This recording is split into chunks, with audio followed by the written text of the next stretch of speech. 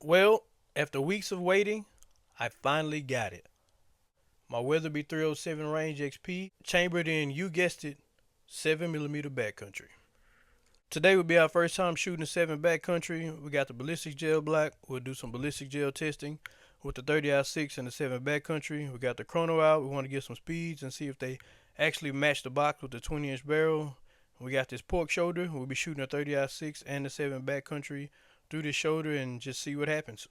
7 Backcountry is the new round from Federal using this peak alloy technology, and we'll be shooting 175 grain projectiles today. You see the G1BC is .575, and for the 20-inch barrel, we should be getting 2975 velocities with the chrono. So we do have a 20-inch barrel. We're going to test that out and see what happens. The 30-06, we'll be using some Precision Hunter with the G1BC of 552, and I believe these are 180 grain projectiles. Actually, it may be 178 grain projectiles. So should be fun. Here's a closer look at the 7 Backcountry for those unfamiliar with the cartridge. This was new from Federal this year. The gray color is due to Federal using something they're calling peak alloy technology, which is supposed to be able to handle higher pressures than traditional brass. This case, for example, is loaded at 80,000 psi. The peak alloy technology is also supposed to help with throat erosion and barrel wear. The stronger steel alloy case is also supposed to help with felt recoil. So we should be shooting a cartridge that's like a Magnum. However, the felt recoil should be a lot less. So that's something we'll be checking today when we shoot as well. So I'm setting up here to take my first shot with the 7mm Backcountry, and I want to see what that perceived recoil is.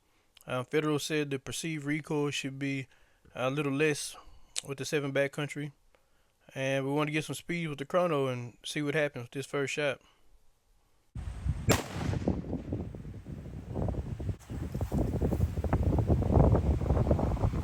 With the 7 Backcountry, got over 3,000 feet per second.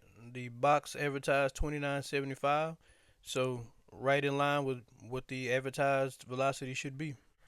Now we'll take a shot with the 30-06, and this is a 24-inch barrel, 178 grain Precision Hunter.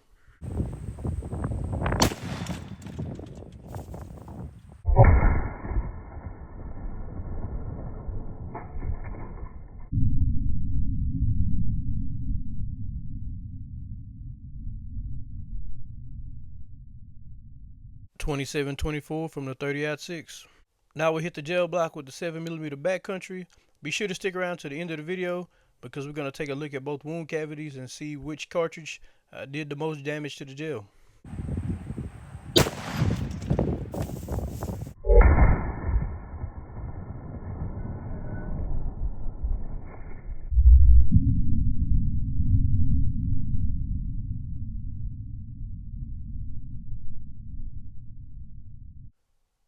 Again, over 3,000 feet per second.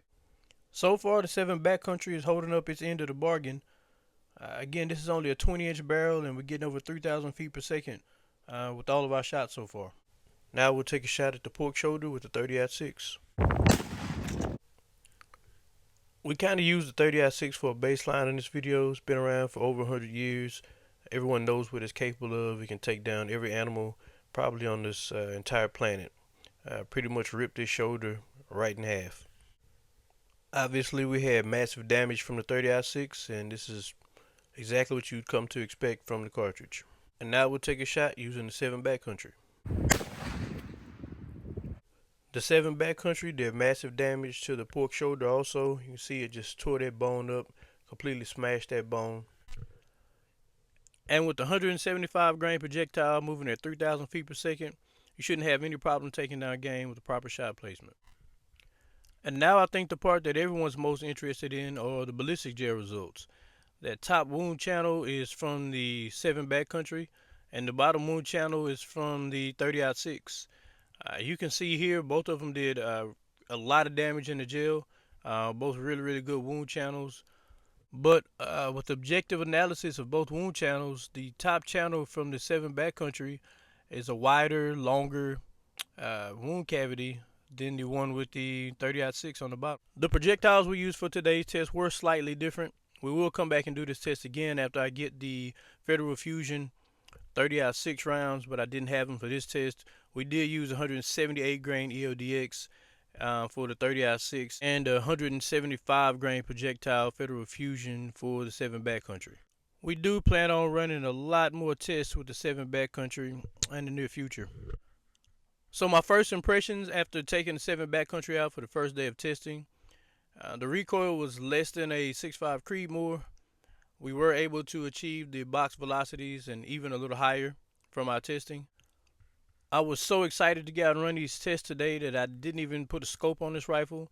So I'm definitely excited about the new innovation, the new cartridge.